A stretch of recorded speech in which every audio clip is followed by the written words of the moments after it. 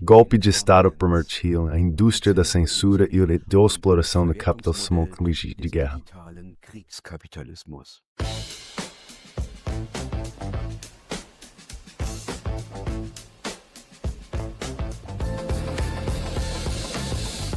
Gegen den Strom. Zur Sache. Politikwissenschaft ist ja eigentlich eine sehr normative Disziplin. A ciência política é, na verdade, uma disciplina bem normativa.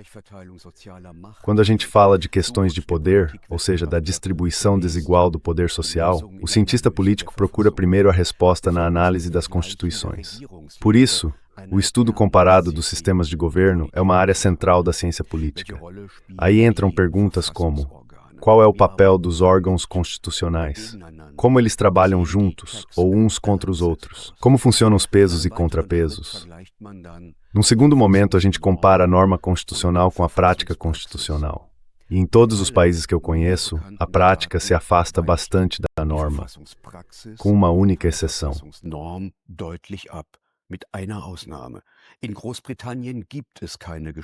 No Reino Unido não existe uma Constituição escrita, e por isso também não há normas constitucionais no sentido formal.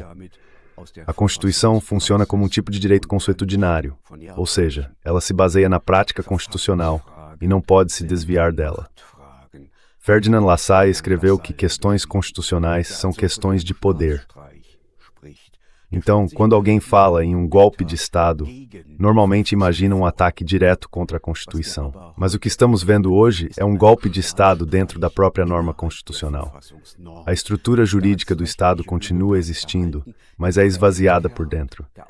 O estado de exceção, e com ele uma nova forma de governo autoritário, vem acompanhado de uma espécie de simulação de democracia.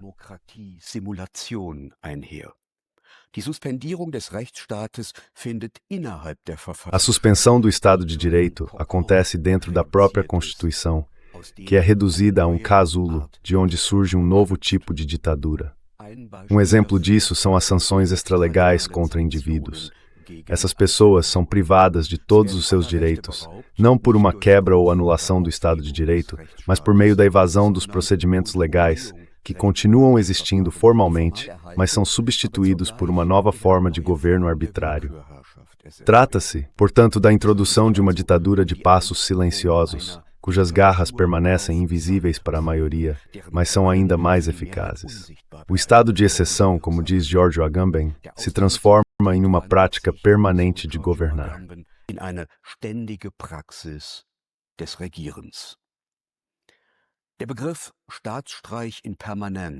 A expressão golpe de Estado permanente vem de François Mitterrand. Ele a usou para se referir à Constituição da Quinta República de Gaulle, e essa ideia volta a ter atualidade hoje. Mitterrand criticava o poder centralizado e autoritário do presidente e explicava como, a partir de um ato inicial, se cria um golpe de Estado contínuo. O presidente nomeia o governo e pode demiti-lo. Pode dissolver o parlamento, convocar novas eleições, propor um referendo. É eleito diretamente pelo povo, é o chefe das Forças Armadas e da chamada Force de Frappe. Pode declarar guerra e firmar a paz. E ainda pode invocar o artigo 16, o artigo do estado de emergência.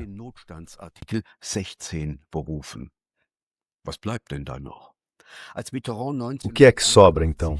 Quando Mitterrand foi eleito presidente em 1981, ele governou por 14 anos e usou todo esse poder de forma bem direta.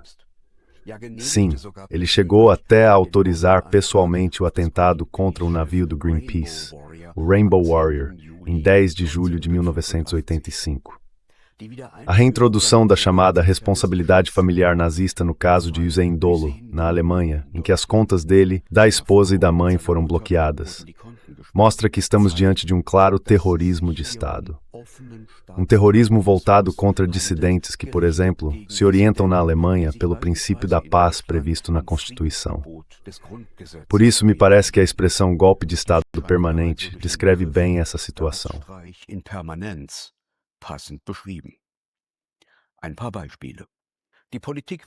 Alguns exemplos. A cientista política, professora Ulrike Guérot, foi demitida pela Universidade de Bonn porque se recusou a seguir a narrativa de propaganda. O jornalista Ulrich Heiden teve sua conta encerrada pelo banco Hamburger Sparkasse por iniciativa da Autoridade Federal de Supervisão Financeira. O suíço Jacques Baud, o jornalista Hüseyin Dolu e outros foram alvo de sanções extralegais e privados de todos os seus direitos.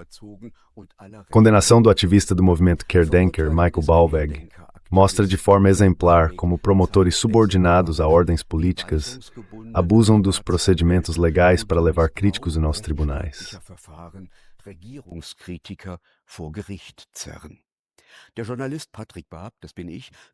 O jornalista Patrick Bab, sou eu, perdeu um cargo de professor na Universidade de Kiel por causa das suas investigações no Donbass.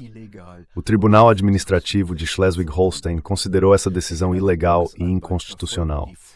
O procurador-geral da Alemanha emitiu um mandado de prisão contra a presidente da Associação Friedensbrücke, acusando-a de apoiar uma organização terrorista.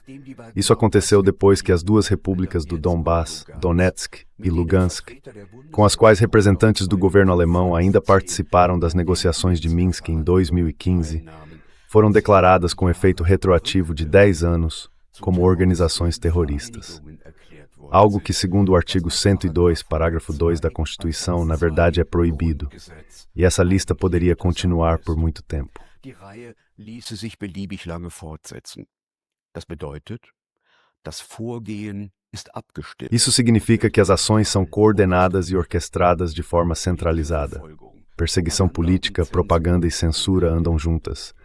Juntas, elas formam um instrumento de poder para impor interesses econômicos, força política e hegemonia cultural.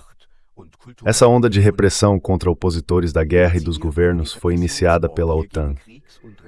No seu encontro em Vilnius, em 2023, os governos dos países membros anunciaram que iriam intensificar a cooperação com a União Europeia no combate à chamada desinformação. Isso indica que a OTAN está, nos bastidores, puxando os fios no combate a opiniões divergentes.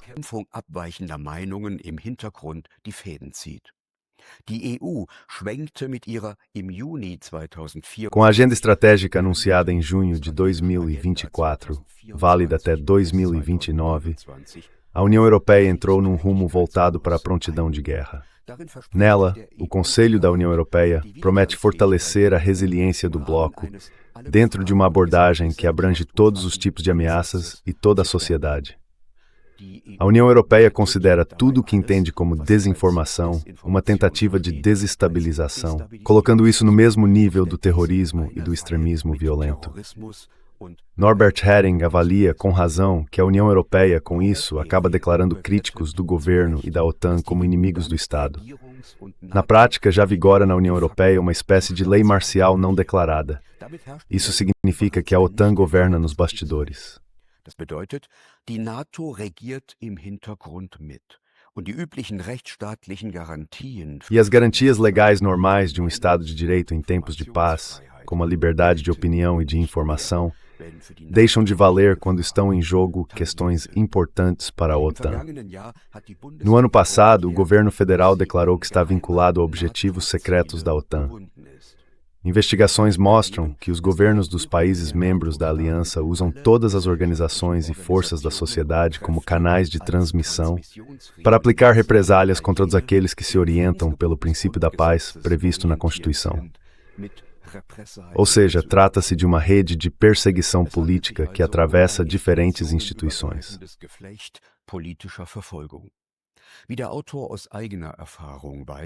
Como o autor sabe por experiência própria, estão envolvidos nisso universidades como a Universidade de Kiel e a Escola Superior de Mídia, Comunicação e Economia de Berlim, além de academias, fundações e coalizões como a Comissão Histórico-Alemã Ucraniana. Também participam fundações ligadas a partidos federais, como a Fundação Rosa Luxemburgo e a Fundação Friedrich Ebert, a Associação Federal de Bibliotecas, a Autoridade Federal de Supervisão Financeira, bares como o Palenque de Kiel e centros de conferência, por exemplo, quando se recusam a ceder espaços. Além disso, há prefeituras, publicações online como o T-Online, do grupo Ströer, jornais e revistas como o Spiegel, a FAZ, o Sächsische Zeitung e o Süddeutsche Zeitung, emissoras públicas como a MDR, organizações juvenis como a Linksjugend, organizações chamadas de não governamentais financiadas pelo Estado e pela União Europeia, como a Fake Observers, supostos verificadores de fatos, como o Correctiv, livrarias e sindicatos como o Verde, além de diversos provocadores na internet, como a organização NAFU.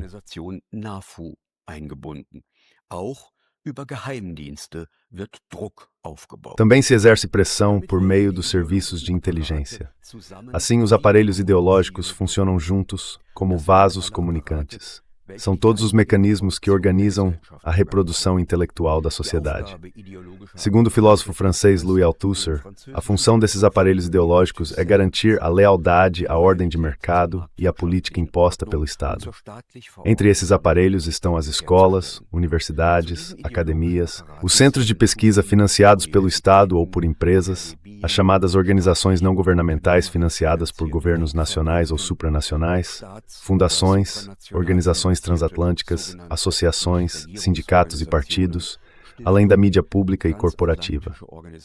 Também os verificadores de fatos, que na verdade não verificam fatos, mas sim a compatibilidade com as narrativas de propaganda.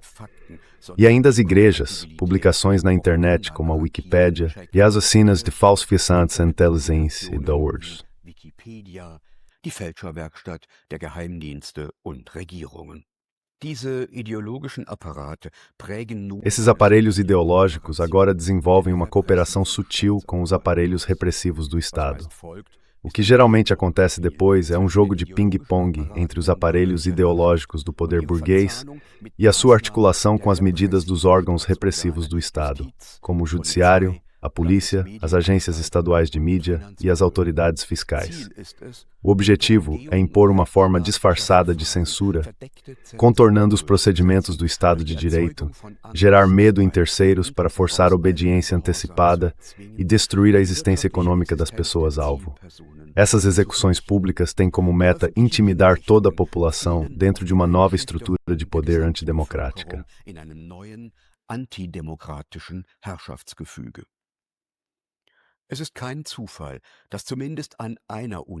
Não é coincidência que, pelo menos em uma universidade, justamente aqueles que se consideram comprometidos com redes transatlânticas, como o German Marshall Fund, tenham sido os mais ativos em tentar me expulsar.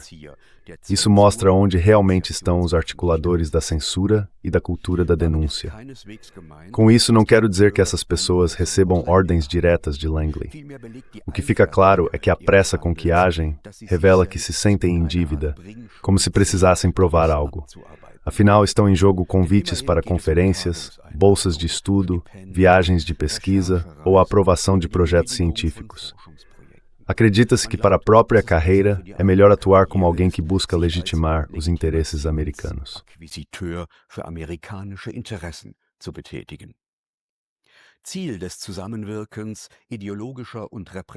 O objetivo da ação conjunta dos aparelhos ideológicos e repressivos do Estado é punir qualquer pessoa que se desvie da linha de propaganda e de guerra dos governos da OTAN.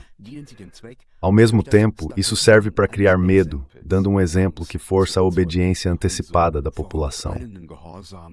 Mas essa produção de medo, por meio de represálias arbitrárias contra dissidentes, não começou com a invasão russa da Ucrânia, em 24 de fevereiro de 2022. Ela começou em 2020, com a pandemia de Covid e o estado de exceção que foi encenado. Usando a proteção contra infecções como justificativa, procedimentos democráticos e direitos fundamentais individuais foram suspensos por decreto, o que acabou burlando a Constituição. A mobilização do medo tinha como objetivo paralisar a resistência dos cidadãos.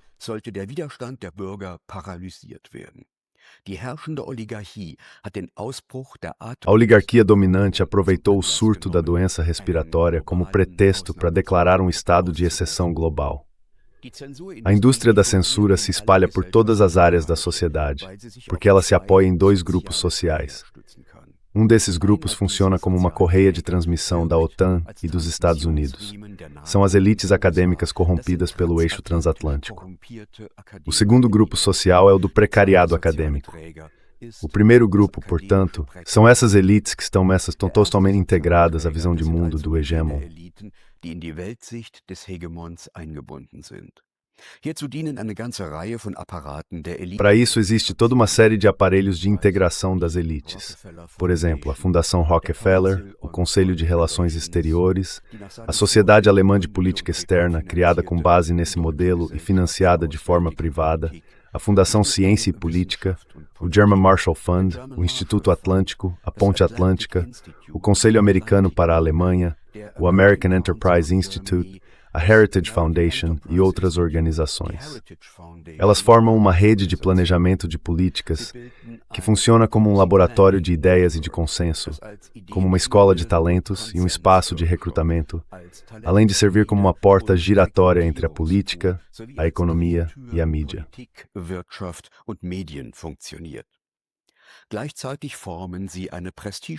Ao mesmo tempo, eles criam uma espécie de pipeline de prestígio e vários caminhos de carreira, que vão desde bolsas como a Fulbright, passando pelo apoio do German Marshall Fund, até a participação na Atlantic Brücke ou em think tanks, como o Atlantic Council. O segundo grupo social atua de forma mais ampla. É o chamado precariado acadêmico. Estamos falando daqueles formados nas universidades que precisam se virar, por exemplo, como freelancers na mídia, como trabalhadores de projetos em ONGs financiadas pelo Estado, ou como contratados temporários em centros de pesquisa. Para todas essas pessoas, é literalmente uma questão de sobrevivência adotar, de forma antecipada e obediente, o modo de pensar e os desejos dos seus superiores.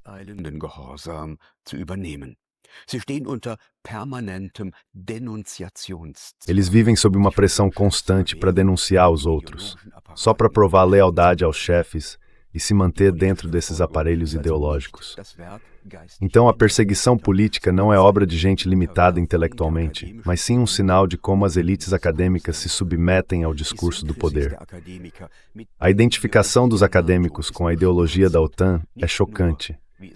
Não só, como disse Karl Dietrich Bracher ao falar da visão de mundo nazista, por causa da pobreza do conjunto de ideias que alimenta essa propaganda, mas ainda mais pela submissão cega a essa exclusividade, tão rígida e intolerante.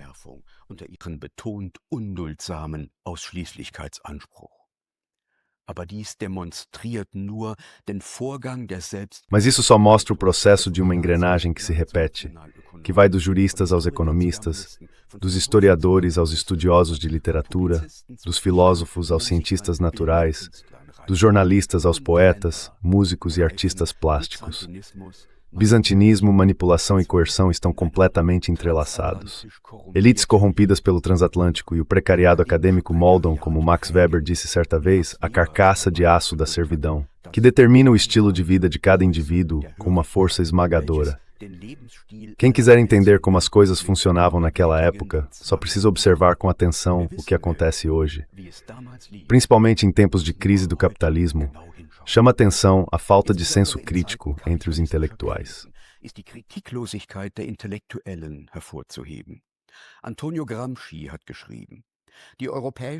Antonio Gramsci escreveu o seguinte: os intelectuais europeus já não representam mais a consciência cultural e a autocrítica da classe dominante.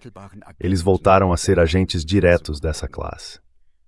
A função deles é organizar a hegemonia social de um grupo e o seu domínio sobre o Estado, especialmente em momentos de transição do modelo de valorização e em situações de crise de legitimidade. Isso é ainda mais importante quando há uma crise de comando e de liderança, em que o consenso espontâneo começa a ruir. O pano de fundo disso tudo é, de fato, a crise endêmica do capitalismo. E com isso eu me refiro, antes de tudo, à crescente fraqueza dos investimentos, que vem se acumulando nas últimas décadas e que nasce do problema da superacumulação.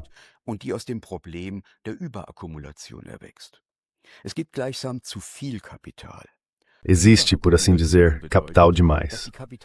A superacumulação significa que os donos do capital já não encontram mais opções de investimento de longo prazo que garantam os retornos desejados. Isso leva a uma longa fase de desaceleração da economia mundial. Segundo as análises de Robert Brenner, a causa disso é a tendência de queda da taxa de lucro nos países industrializados. Isso está bem comprovado, especialmente nos Estados Unidos e na Alemanha. Os investidores podem tentar reagir a essa queda da taxa de lucro com várias medidas: reduzir salários, racionalizar a produção, buscar matérias-primas, peças e estoques mais baratos e abrir novos mercados consumidores. Erschließung neuer Absatzmärkte. Deshalb schwankt die Profitrate stark. Por isso, a taxa de lucro oscila bastante, mas olhando para o longo prazo, não dá para ver uma recuperação estrutural. O neoliberalismo dos anos 80 trouxe a internacionalização e a desregulamentação global do sistema financeiro. Os mercados financeiros viraram um lugar onde ainda era possível ganhar dinheiro rápido, mesmo com a queda da taxa de lucro na indústria. A Wall Street e a City de Londres se tornaram novos centros de poder econômico. Urban ampliaram muito o espaço de manobra em seus estados nacionais. Handlungsspielräume hinzugewonnen haben. Auf den Finanzmärkten verläuft die Verwertung nicht durch Nos mercados financeiros, o lucro não vem de investir em meios de produção e força de trabalho para ganhar com a venda de produtos. O que se faz é investir em títulos financeiros, esperando vendê-los depois por um preço mais alto. É transformar dinheiro em mais dinheiro sem produzir bens. Em 2016, o volume de transações nos mercados financeiros já superava em mais de 100 vezes o faturamento do setor de bens e serviços. Com a criação dos derivativos, ou seja, títulos derivados e agrupados, é possível fazer apostas na bolsa sobre as variações de preços. E o capitalismo financeiro perjudica está jugando na melhor real in der Realwirtschaft gesunken waren. Jetzt wird selbst zur Krisenursache. Agora ele próprio se tornou a causa da crise. A crise financeira de 2008 provocou a recessão global mais severa desde a Segunda Guerra Mundial e pouco depois levou à crise do euro, que até hoje não foi resolvida. Como os mercados financeiros praticamente entraram em colapso, os bancos centrais abriram as comportas e inundaram o sistema com dinheiro. Na crise da Covid-19, a turbulência se espalhou para quase todos os segmentos do mercado, inclusive para o sistema bancário paralelo e para o sistema financeiro como um todo. Mais uma vez, foram os bancos centrais que impediram o aperto de liquidez e reagiram de forma eficaz à crise. Mas a crise em si não desapareceu. Na verdade, as injeções de dinheiro dos bancos centrais criam apenas uma estabilidade aparente no sistema. Für eine scheinbare Stabilität des Systems. Das heutige globale Finanzsystem und der heutige Segundo Joshua Bullweber, o sistema financeiro global atual e o capitalismo das economias industriais ocidentais já não conseguem funcionar sem as intervenções permanentes, altamente não convencionais, amplas e, em alguns aspectos, bastante extremas dos bancos centrais. Se essas medidas fossem interrompidas, o sistema bancário, o sistema financeiro global e as economias do mundo inteiro entrariam em colapso. O exemplo da Alemanha. A base para a financiarização da economia foi criada com a isenção fiscal sobre os ganhos de capital, introduzida pelo governo Schröder-Fischer em 2002. Isso permitiu que os bancos vendessem suas participações industriais sem pagar impostos e investissem em títulos estruturados.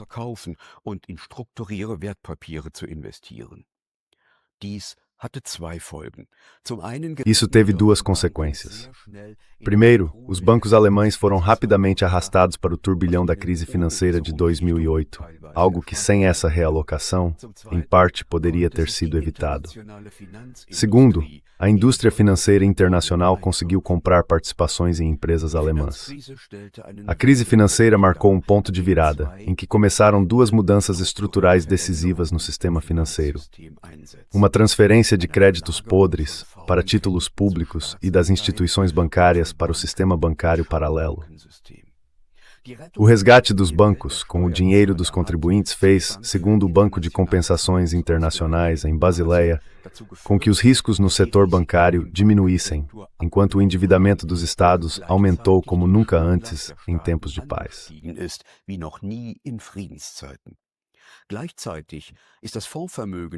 Ao mesmo tempo, o patrimônio dos fundos saiu dos balanços dos bancos e cresceu de forma dramática em hedge funds, fundos de investimento, fundos de pensão, seguradoras e investidores financeiros. Isso aumenta os riscos, porque no sistema bancário paralelo, os investimentos são muitas vezes alavancados com derivativos, para aproveitar ao máximo as oscilações de preço e, ao mesmo tempo, aliviar o capital próprio. Isso eleva o perigo de vendas forçadas em momentos de crise e pode abalar as condições de refinanciamento do Estado. Com isso, o orçamento da Alemanha também acabou preso a uma espécie de cativeiro babilônico dos investidores financeiros internacionais, dentro desse sistema bancário paralelo amplamente desregulado. Investidores que lucram bilhões com a guerra na Ucrânia e podem pressionar qualquer país que queira sair da linha dos fomentadores da guerra, vendendo em massa seus títulos públicos.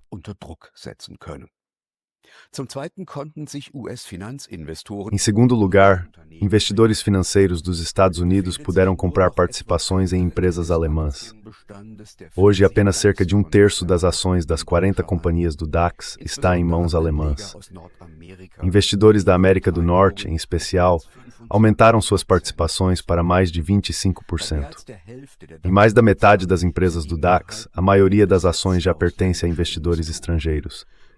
A Alemanha já não é mais dona da própria casa. As decisões são tomadas em outros lugares. A base econômica passou cada vez mais para o controle de investidores financeiros americanos. E é justamente disso que nasce, no fim das contas, a dependência política.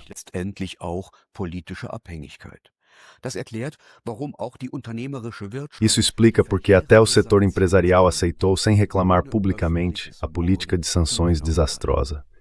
Essas sanções viraram um verdadeiro bumerangue. Com o corte das relações energéticas com a Rússia, a economia alemã entrou num ciclo de recessão. A competitividade está se desfazendo, a desindustrialização avança rapidamente, empresas estão fechando ou transferindo sua produção e os empregos estão sendo cortados. Esse processo de desindustrialização já chegou a um ponto de virada, em que se tornou irreversível. Desde a crise da Covid, mais de 340 mil empregos industriais foram perdidos, ou seja, 1 em cada 17. E os investimentos estrangeiros diretos atingiram em 2023 o nível mais baixo dos últimos 17 anos. Investitionen erreichten 2025 ein 17-Jahrestief. Der Übergang zum digitalen Kapitalismus. A transição para o capitalismo digital, que agora surge sobre as ruínas fumegantes do neoliberalismo, traz mudanças profundas nos mercados financeiros e no setor produtivo. Nos mercados financeiros, o uso de inteligência artificial acelera as negociações e, com isso, aumenta os riscos. A tecnologia blockchain cria novas plataformas de comércio e especulação que até agora escapam ao controle do Estado. Mas isso não leva ao fim do capitalismo, e sim à radicalização dos seus mecanismos fundamentais. Esse processo acelera a concentração de capital e o crescimento da desigualdade social. Como escreve Philip Stab, o capitalismo digital não é apenas de forma sistemática uma máquina de produzir desigualdade social, mas num sentido mais amplo, um novo formato de dominação social.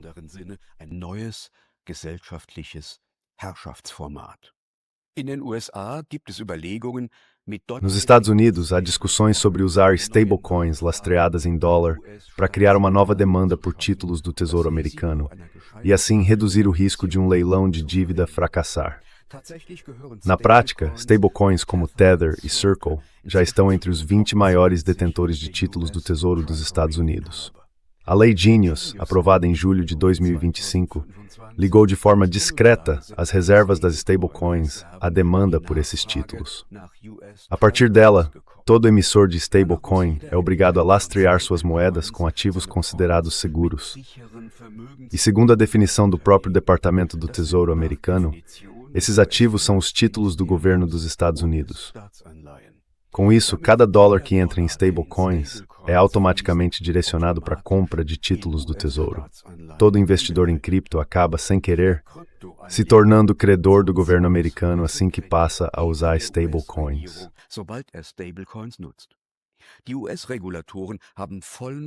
Os reguladores dos Estados Unidos têm acesso total às instalações e uma inflação do dólar também desvaloriza os ativos digitais. Essa nova forma de controle fortalece ainda mais a dominância do dólar. A Rússia afirma que os Estados Unidos planejam reduzir sua enorme dívida, que deve chegar a cerca de 40 trilhões de dólares no fim de maio de 2026, por meio de stablecoins.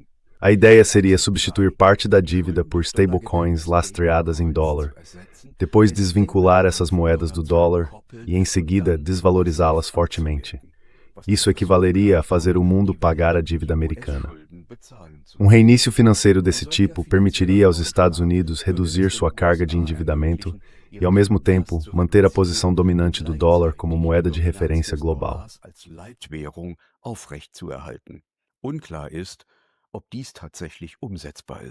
Ainda não está claro se isso é realmente viável. Moscou está desenvolvendo sua própria stablecoin, lastreada em rublos, chamada A7A5, que deve ser lançada na blockchain Tron. A ideia faz parte de uma estratégia para reduzir a dependência de stablecoins atreladas ao dólar, como a Tether, usadas no passado pela Rússia em transações de petróleo com a China e a Índia. Na economia real digitalizada, tanto a geração de valor quanto a circulação de mercadorias também estão mudando de forma radical. No centro desse processo estão os mercados proprietários. As empresas que os lideram são Google, Apple, Facebook e Amazon, todas monopólios. Segundo Philip Stab, empresas monopolistas clássicas atuam dentro de mercados. Já no capitalismo digital, os próprios mercados se tornaram os meios de poder. O mercado em si virou propriedade privada. Der Markt selbst gerät in Privathand. Esse é um ponto que diferencia de forma fundamental essa visão da ideologia neoliberal, que coloca os mercados neutros no centro. Os mercados dominantes estão em mãos privadas. O que realmente importa para eles é o alcance, ou seja, o tamanho da base de usuários. Para gerar esse alcance, eles subsidiam as ofertas com recursos vindos de outros setores do negócio. Os consumidores são atraídos por ofertas aparentemente gratuitas, mas acabam pagando com seus próprios dados. Quando um produto não custa nada, é porque o usuário é o produto. Diferente dos monopólios clássicos, o poder de quem controla o mercado, e, portanto, o seu modelo de lucro, se manifesta em 4 formas de controle.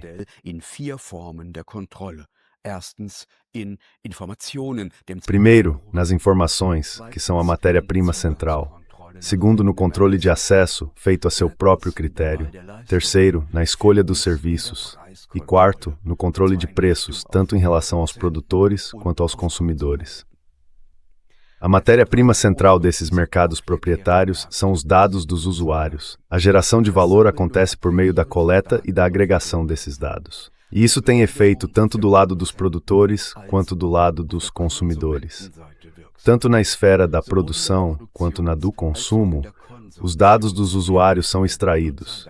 Usuários e produtores acham que estão pesquisando na internet com o Google, mas na verdade é o Google que está pesquisando sobre eles.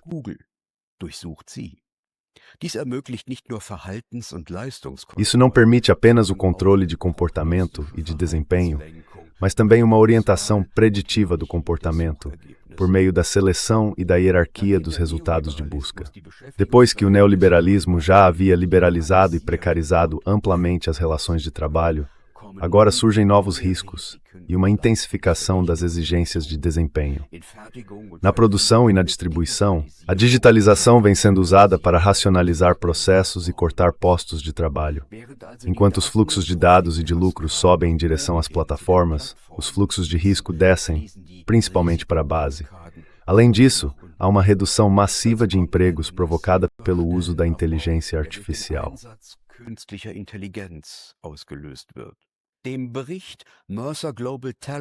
De acordo com o relatório Mercer Global Talent Trends 2026, da consultoria Mercer, 63% dos executivos entrevistados veem na inteligência artificial uma oportunidade de automatizar processos e aumentar o retorno financeiro.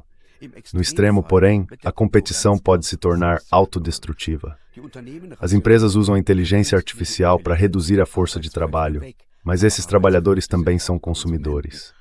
E, se a renda perdida não for substituída, o poder de compra diminui, e com ele a demanda pelos produtos.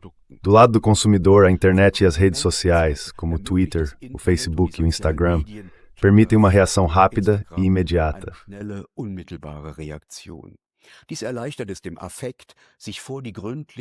Isso facilita que a emoção se antecipe à análise cuidadosa e à ponderação dos temas.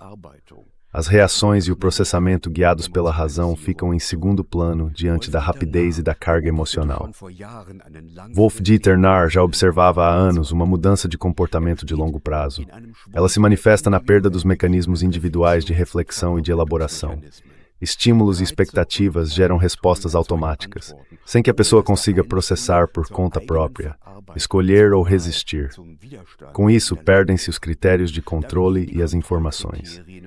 O indivíduo só consegue lidar com a complexidade do excesso de informação confiando nela.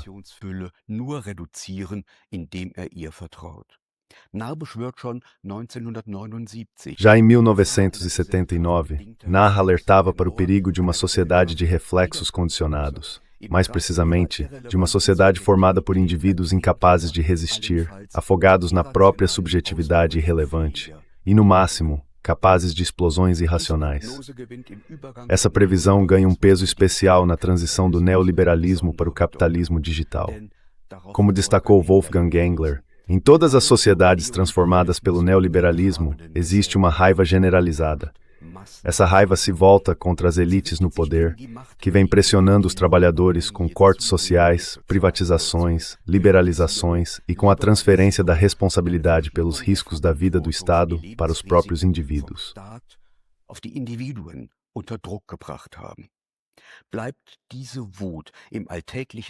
Quando essa raiva do dia a dia fica muito tempo reprimida, a carga emocional e o controle dos afetos nas redes sociais acabam virando uma válvula de escape.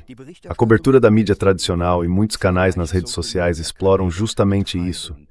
Canalizar e direcionar essa raiva que fica ali, de forma sutil, porque isso gera cliques, audiência, receita de publicidade e ibope. Para que a monetização do ressentimento funcione, é preciso primeiro despertar uma demanda emocional no público. No fim, os dois lados ganham, pelo menos na aparência. Os produtores com os números de acesso e os consumidores com o alívio da descarga emocional. Argumentos racionais, como diz Heinz Abels, não têm força diante de interesses movidos por emoção.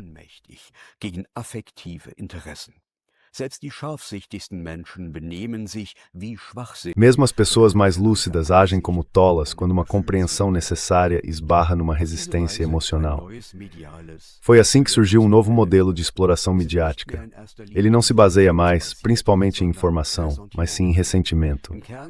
No fundo, trata-se de transformar ressentimentos em dinheiro, ou, em poucas palavras, gerar ódio como modelo de negócio. Essa monetização do ressentimento acontece sobretudo em mercados proprietários. Serviços como o Twitter, onde praticamente só se forma a opinião das chamadas elites falantes, impulsionam esse processo. A limitação de espaço obriga a condensar e intensificar as curvas de emoção.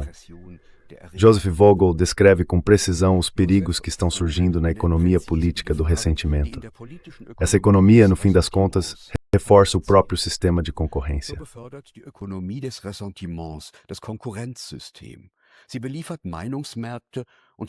Ela abastece os mercados de opinião e se funde com mecanismos automáticos de avaliação, cria zonas limitadas de experiência, multiplica comunidades isoladas e falsas, privilegia figuras de autoridade de caráter plebiscitário e transforma a inquietação causada pelos mercados globais, pelas forças de intervenção transnacionais e pelas dependências econômicas em fórmulas de denúncia palpáveis, que podem se voltar tanto contra as travessias de imigrantes, quanto contra burocratas europeus, investidores gananciosos ou supostos conspiradores do setor financeiro.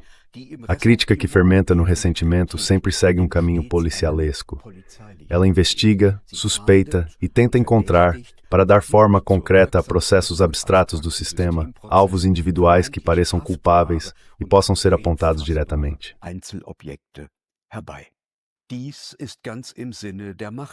Isso está totalmente de acordo com os interesses das elites do poder, que sabem muito bem que a raiva que elas mesmas provocaram não pode de jeito nenhum se voltar contra elas. Por isso, elas incentivam, por meio de propaganda, o desvio dessa agressividade para inimigos internos, como os chamados teóricos da conspiração, os direitistas ou os chamados negacionistas da pandemia, ou para inimigos externos, por exemplo, despertando o ódio aos russos e a demonização de Putin. A economia política do ressentimento favorece a mobilização do medo e a política da exclusão, que as elites do poder usam para controlar a sociedade e como técnica de governo. Esse conceito político inclui o método populista do nós contra eles, e com isso, estimula um tipo de pensamento identitário que busca declarações de fé e não conhecimento. Nicht auf Erkenntnisse abzielt. Debatten in Glaubensfragen, so Zygmunt Bauman, Debates sobre questões de fé, como diz Zygmunt Bauman, não buscam consenso. O objetivo é retratar o outro lado como irremediavelmente surdo e cego aos fatos, movido por más intenções. Nessas condições, a receita de sucesso para os populistas é manter a raiva sempre acesa. A sintonia dos corações se transforma então em uma sintonia do ódio.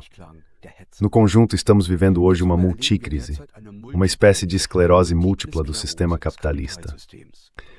Crise de superacumulação e financeira, crise do Estado Nacional, crise social, crise da democracia e crise de legitimidade.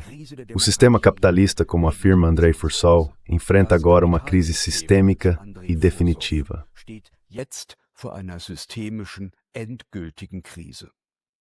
Forsow weist darauf hin, dass der Kapitalismus ein expansives System darstellt, das sich ausbreitet und so die Krise und die Ausbeutung externalisiert. Um dem Fall der Profitrate entgegenzuwirken, verleibt sich das Kapital Randzonen der Rohstoffgewinnung und der Billigarbeit ein. Mit dem Zerfall des sozialistischen Lagers verschwanden aber diese nicht-kapitalistischen Randzonen. Der Kapitalismus umfasst heute den gesamten Globus. Damit gibt es keine Expansionsmöglichkeiten mehr. Jetzt steht die Intensivierung des Kapitalismus auf der Tagesordnung. Deshalb intensiviert sich die Kapitalverwertung durch Erschließung von 4 Bereichen. Erstens startet das Kapital einen Angriff auf die menschliche Gesundheit. Fica cada vez mais claro que o vírus SARS-CoV-2 teria vindo de um laboratório em Wuhan, onde se pesquisava armas biológicas a mando dos Estados Unidos. Os programas de vacinação movimentaram bilhões para as contas de empresas farmacêuticas e investidores financeiros e serviram também para acostumar a população a um estado de exceção. A classificação da Covid como uma pandemia perigosa não teria sido baseada em avaliação científica, mas sim em motivos políticos. Os danos causados por uma terapia genética que não foi testada de forma suficiente estão bem documentados, mas até agora não tiveram consequências políticas. E, em segundo lugar, há um ataque à reprodução humana. Andrei Fursol considera a redução populacional um dos principais projetos das elites.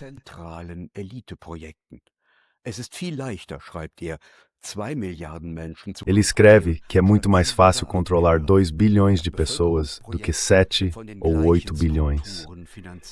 O projeto populacional é financiado pelas mesmas estruturas que já financiaram o movimento ambiental e outros. No Fórum Econômico Mundial de 2018, Bill Gates chamou atenção para os supostos riscos do crescimento populacional. O bilionário afirmou que na era da inteligência artificial, a maioria das pessoas não será mais necessária para cumprir funções sociais. E em terceiro lugar, há o ataque ao cérebro humano.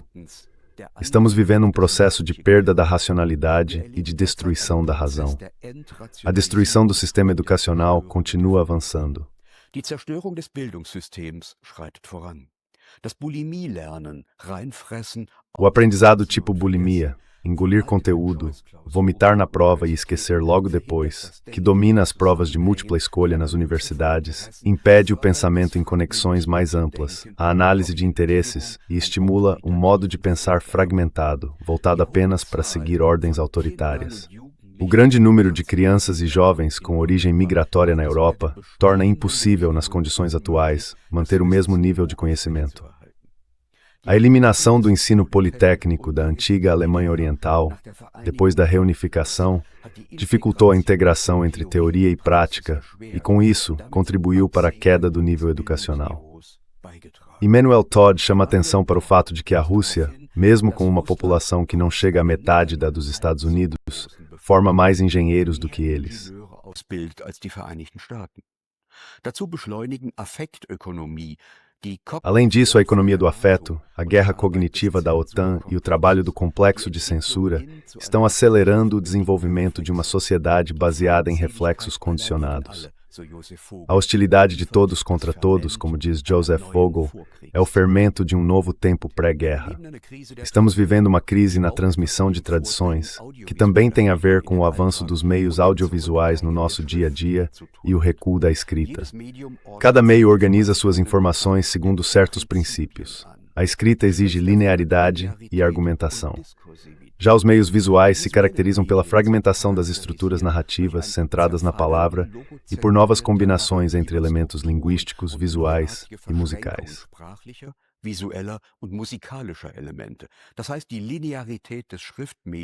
Ou seja, a linearidade do meio escrito está sendo substituída por uma lógica de associações que não tem base narrativa e que, se for possível entender, só pode ser decifrada de forma psicanalítica.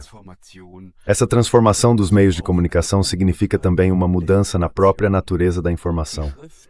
A escrita é um sinônimo de uma matriz de verdade que marcou épocas e serviu como referência para a sociedade humana. Mas a sua dominância parece ter se enfraquecido na cultura ocidental, enquanto em outras, como a islâmica, sua importância vem crescendo.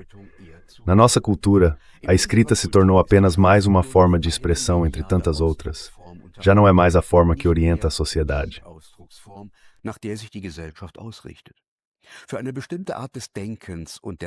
Mas para um certo tipo de pensamento e de forma de expressão, a escrita continua sendo indispensável.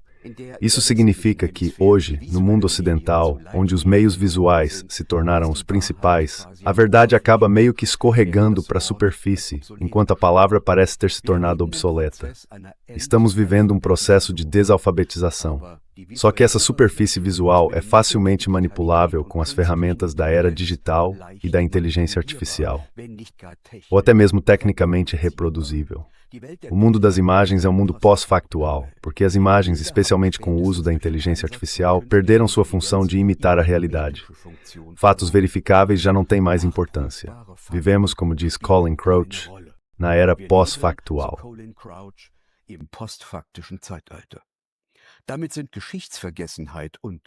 Com isso, abrem-se as portas para o esquecimento e a falsificação da história.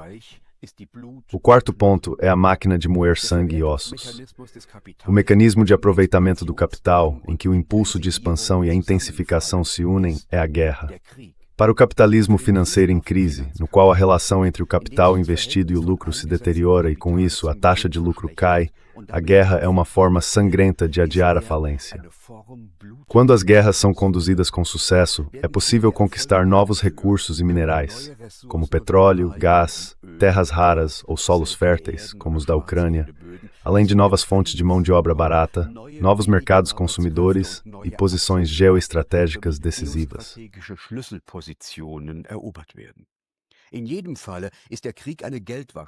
De qualquer forma, a guerra é uma máquina de lavar dinheiro, onde o dinheiro é empurrado, em meio a uma enxurrada de cadáveres, dos bolsos dos cidadãos para os do capital financeiro.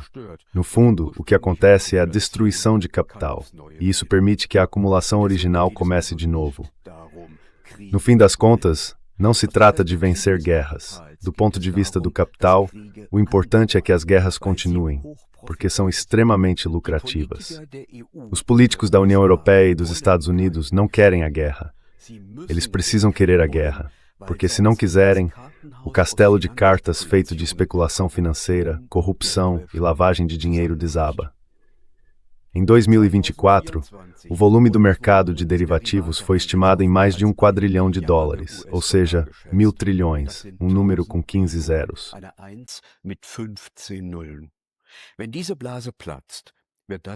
Quando essa bolha estourar, vai provocar uma onda de falências que vai forçar a venda emergencial de ativos líquidos. Para evitar que isso aconteça, o sistema precisa receber constantemente novas garantias, reservas de petróleo e gás, carvão, minério de ferro, minerais de todo tipo, que possam servir como objetos de especulação para lucros futuros e assim como nova base para o comércio de derivativos. O Donbass é uma região muito rica em recursos naturais, como carvão mineral, minério de ferro e minerais importantes como lítio, manganês, titânio, cobalto, terras raras, grafite e outros metais essenciais para a transição energética. Cerca de 95% das reservas de energia da Ucrânia estão no Donbass. Esses recursos são um fator importante na motivação da guerra. Empresas como a Shell, a Exxon, a Halliburton e a Chevron queriam explorar essas reservas com tecnologia de fraturamento hidráulico e exportar a produção para a União Europeia.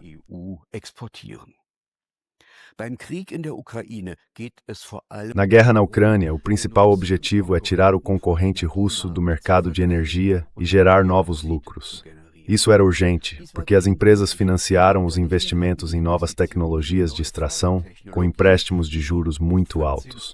O banco de investimento JP Morgan estimou que a bolha financeira em torno da indústria do fracking chegava a cerca de 550 bilhões de dólares.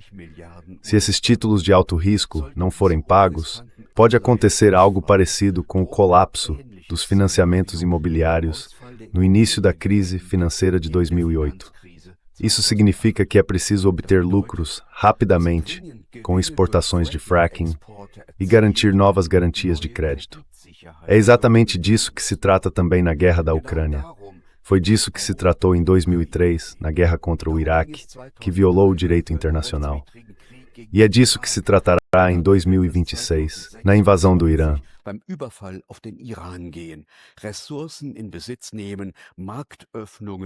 Tomar posse dos recursos, forçar a abertura de mercados, controlar as rotas de logística, garantir novas garantias para novos créditos e alavancar os lucros no mercado de derivativos. Nessa crise múltipla, aparecem várias tendências que estão transformando o capitalismo como a gente conhece e esvaziando as estruturas do Estado Nacional e do parlamentarismo. Sobre os escombros fumegantes do neoliberalismo e por trás das fachadas democráticas do parlamentarismo, surge uma nova forma de dominação das elites, marcada pela radicalização da divisão de classes, pela destruição da democracia e por um irracionalismo acelerado.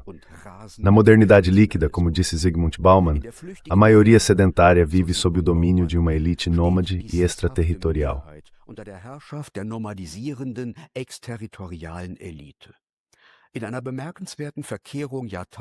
De uma forma bem curiosa, quase uma inversão de tradições milenares, hoje são os grandes e poderosos que desenvolvem uma preferência pelo que é passageiro e efêmero.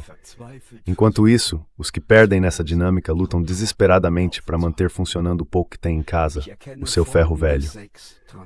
Eu identifico 6 processos de transformação. O primeiro, desindustrialização e financeirização. O capitalismo, tanto nos países europeus quanto nos Estados Unidos, perdeu em grande parte sua base industrial central. As linhas de produção foram transferidas para a Ásia, principalmente para a China, e no setor de microeletrônica, também para a Coreia e Taiwan. A queda de longo prazo na taxa de lucro está levando a um movimento de anticrescimento.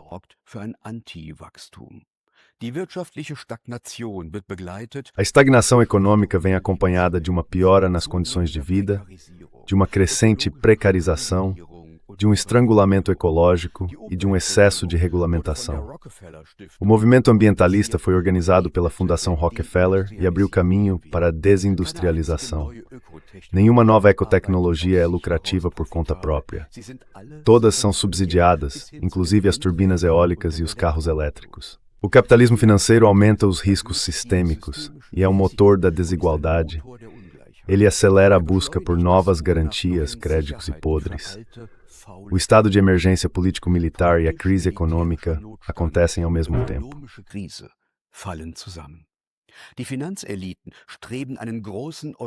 As elites financeiras estão buscando provocar uma grande guerra europeia contra a Rússia, porque temem que o sistema de crédito entre em colapso se não houver a conquista dos minerais russos, e com isso, novas garantias.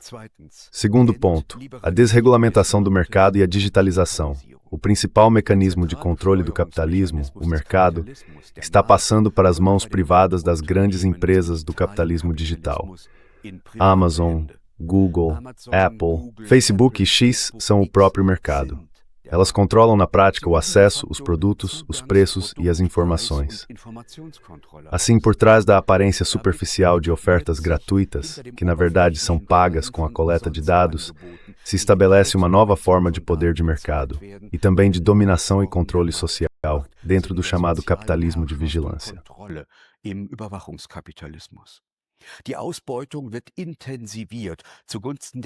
A exploração está se intensificando em favor da indústria de guerra e das grandes plataformas, enquanto a classe média é esmagada. O capitalismo digital é um motor de exploração e está em conflito com a democracia. Hoje, nenhum outro espaço é tão vigiado quanto a internet.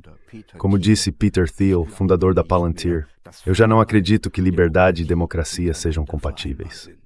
A digitalização permite um controle autoritário da opinião e do comportamento das pessoas, além de manipular emoções para preparar um novo conflito. E em terceiro lugar, vemos a desestatização e a supranacionalização. Estamos assistindo à paralisia das instituições democráticas e do sistema partidário.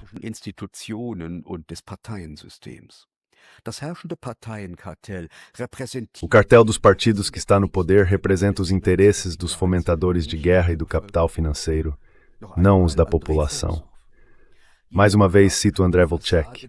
Quanto mais democrática parecia a fachada da sociedade ocidental nos séculos XIX e XX, menos poder real ela tinha. O poder de fato foi sendo transferido para clubes fechados e estruturas supranacionais como a OMS, a União Europeia, a OTAN, o Encontro de Bilderberg, e também para think tanks controlados e financiados pelos Estados Unidos, como o National Endowment for Democracy, a USAID, o Brookings Institution, a Rand Corporation, a Heritage Foundation, a Atlantic Brook e assim por diante. As organizações supranacionais vão ter um papel cada vez mais importante no futuro.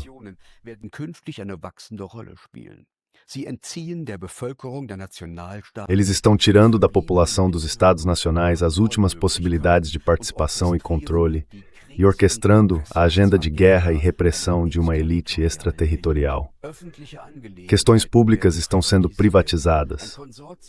Um consórcio em torno da BlackRock e do JP Morgan quer mobilizar capital privado para a reconstrução da Ucrânia.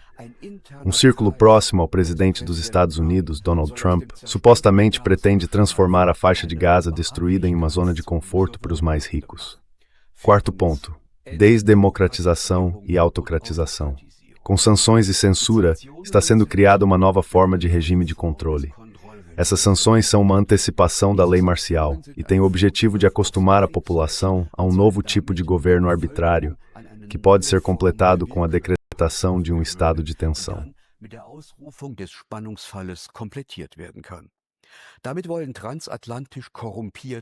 Com isso, as elites transnacionais corrompidas pelo eixo transatlântico querem estabilizar o próprio poder e, ao mesmo tempo, manter a fachada da democracia. Essas elites têm medo de perder o controle. Por isso, agora estão jogando tudo.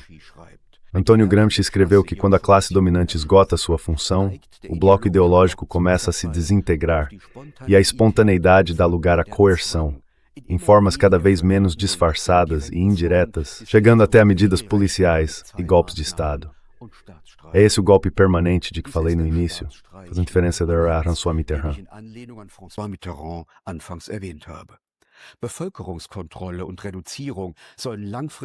O controle e a redução da população servem a longo prazo para garantir o domínio e o poder das elites. No futuro, um oligopólio transnacional vai se deparar com uma sociedade de servos. Quinto ponto: a perda da racionalidade e o analfabetismo crescente. A destruição do sistema educacional, a digitalização e a guerra cognitiva da OTAN contribuem para a erosão da razão. A ideia de universalidade do iluminismo e o foco no debate racional estão sendo substituídos por um pensamento identitário que se baseia na validade do próprio grupo e o coloca acima dos outros. Isso abre caminho para o racismo e, em sua forma específica, para a russofobia.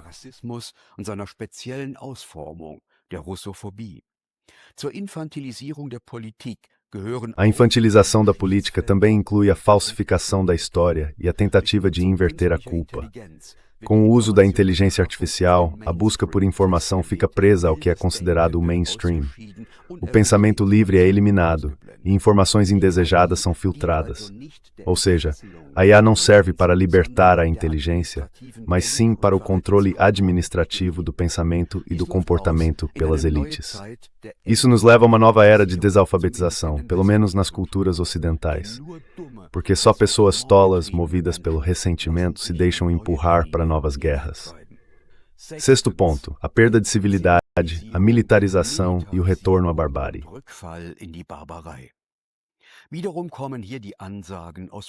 Mais uma vez, as ordens vêm de Washington. No 26º encontro do Grupo de Contato sobre a Ucrânia, em 12 de fevereiro de 2025, o ministro da Guerra dos Estados Unidos, Pete Hegseth, impôs uma nova divisão de tarefas. Segundo ele, os países europeus da OTAN precisam assumir um papel de liderança na guerra da Ucrânia. Isso inclui ampliar a produção de armas, preparar a população para gastos militares maiores e convencê-la de que há uma ameaça vinda da Rússia. Em outras palavras, essa diretriz significa que a população deve ser condicionada para a guerra por meio do medo. Assim, a militarização da sociedade é uma ordem que vem de Washington. E quando a Ucrânia estiver exaurida, a guerra por procuração dos Estados Unidos contra a Rússia deve, ao que tudo indica, se estender a toda a Europa.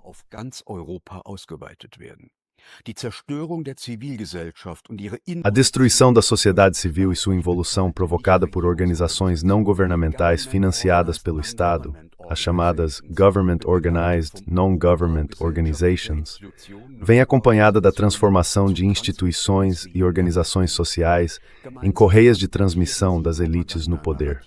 Juntas, elas difundem narrativas de propaganda que deslocam a agressividade para certos grupos sociais ou a projetam em inimigos externos, a serviço de uma política de divisão. Com frases como "os russos têm uma relação diferente com a violência e com a morte", ou "russos são animais", e com a proibição de bandeiras e símbolos russos em dias de comemoração, a russofobia volta a ser normalizada e aceita pela maioria, como uma forma de racismo.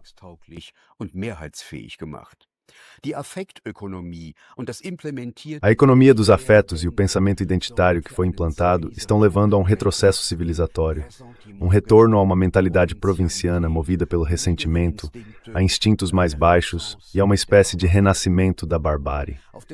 Nos escombros fumegantes do neoliberalismo surge algo novo, algo que talvez o termo capitalismo digital não descreva de forma suficiente. Talvez seja, como diz André Vohwinkel, uma tecnocracia biofascista. Novas formas de sociedade costumam nascer em meio a guerras, porque com uma única exceção, a União Soviética, nunca houve uma potência hegemônica que tenha abdicado do poder de forma voluntária e pacífica. As potências em declínio reagem com violência, tentam se agarrar a qualquer coisa, a qualquer promessa de manter sua força e sua base econômica. E nesse processo, acabam arrastando seus próprios vassalos junto com elas para o abismo.